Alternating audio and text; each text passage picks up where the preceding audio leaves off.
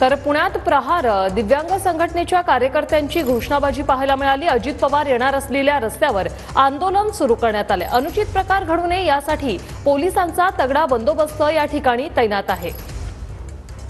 पुण्याच्या प्रहार दिव्यांग संघटनेचे हे कार्यकर्ते आहेत। या कार्यकर्त्यांनी या ठिकाणी आता घोषणाबाजी सुरू केलेली आहे। अजित पवार येणाऱ्या रस्त्यावर आंदोलन सुरू आहे।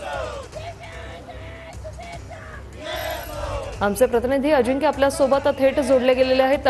अजिंक्य, नेमकं काय सुरू आहे? पुण्यात प्रहार दिव्यांग संघटनेच्या कार्यकर्त्यांची घोषणाबाजी आपण पाहतोय, काय सांगाल?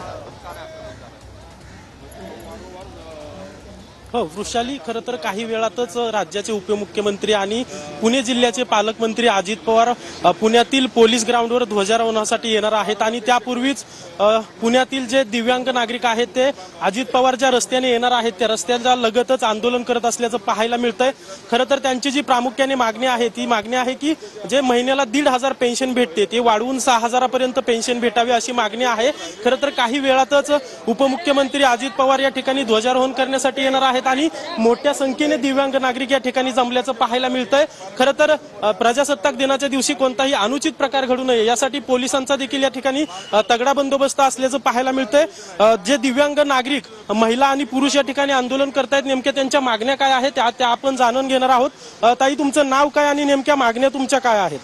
मी अनिता कदम, प्रहार संघटनेची जिल्हा महिला अध्यक्ष म्हणून काम पाहते।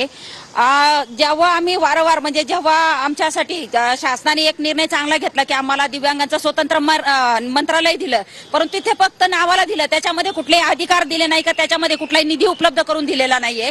आणि एकीकडे शासन लाडकी बहीण दाखवतंय की माझी लाडकी बहीण। निश्चित अजिंक्य, धन्यवाद तुम्ही दिलेल्या या माहितीसाठी।